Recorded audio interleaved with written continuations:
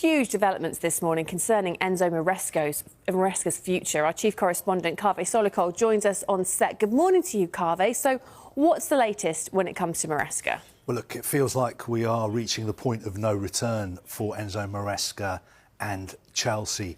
At the moment, there is no guarantee that he will be in charge for Chelsea's away game at Manchester City on Sunday. If you remember, after Chelsea's draw on Tuesday night against Bournemouth at home, he did not appear for the post-match news conference.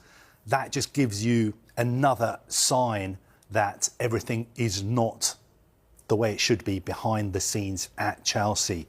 And relations are strained between Maresca and some key figures at Stamford Bridge. My information is that Maresca, for his part, feels like a red line has been crossed.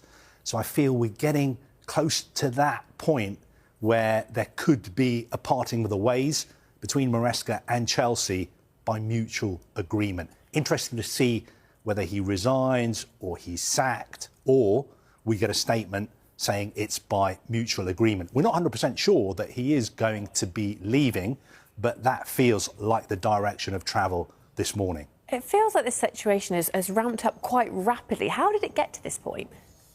Very good question, because at the end of November, Chelsea beat Barcelona 3-0 at Stamford Bridge. They then drew 1-1 with Arsenal, played really, really well, even though they were down to 10 men for more than an hour. So everything was going really, really well at the club. But you got a sneak peek at the fact that there are problems behind the scenes when Chelsea beat Everton December the 13th. After the game, Enzo Maresca, in the middle of a news conference, suddenly says, "The days leading up to this game have been the worst 48 hours of my time at the club. There are many people here who are not supporting me or the team." Now, when he was pressed on numerous occasions about what he meant by those comments, he didn't clarify them, but he seemed to stand by those comments.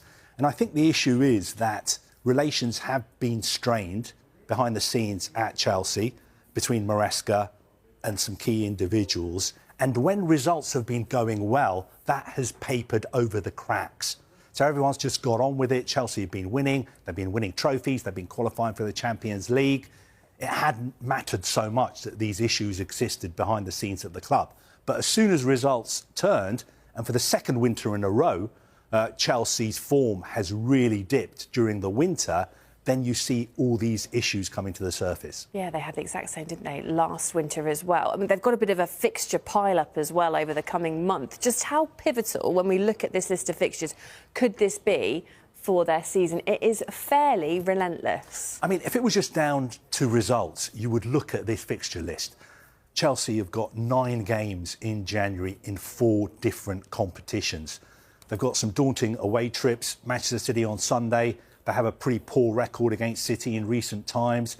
Crucial Champions League games as well, including a trip away at Napoli. They're playing Arsenal in the semi-final first leg of the League Cup. But I fear that it has got beyond the stage where we're going to be looking at the fixture list and thinking Enzo Maresca needs to win these games to keep his job. There's something else going on. I think now this is more to do with results. And my feeling is that Enzo Maresca feels that a red line has been crossed, which has made it very, very difficult for him to carry on as the Chelsea head coach. And for Chelsea fans watching, how do you think they'll react to this news? Because there were chants, weren't there, the other night when they drew 2-2 with Bournemouth of you don't know what you're doing. What will the response be to this news this morning that he could be on his way out? I think there'll be a mixed reaction. I think it's fair to say that some Chelsea fans have never taken Enzo Maresca to their heart. They don't like his style of football. But there are other Chelsea fans who appreciate the work he's done and the success that he's brought to the club. He was brought in to improve on what Mauricio Pochettino had achieved at the club, which was basically to stabilise the club, but to kick the club on further forward. And he did that. He got Chelsea into the Champions League. He won a European trophy. OK, it was only the Conference League. He won the Club World Cup as well.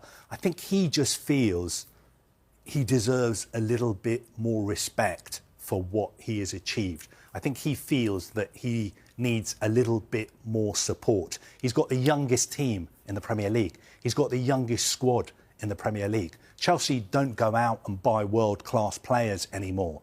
They buy young players and they give them to Enzo Maresca to develop. He feels he's been doing a very, very difficult job well, and you can judge him by the trophies that he's won. But I just feel that he thinks, you know what, maybe the time has come for me to leave. I should finish off by saying it's very unusual for managers to resign in this day and age, because usually, I'm not 100% sure if this is the case with Enzo Maresca, but usually if you walk away from a contract, you don't get compensation. So that is something else to bear in mind as well.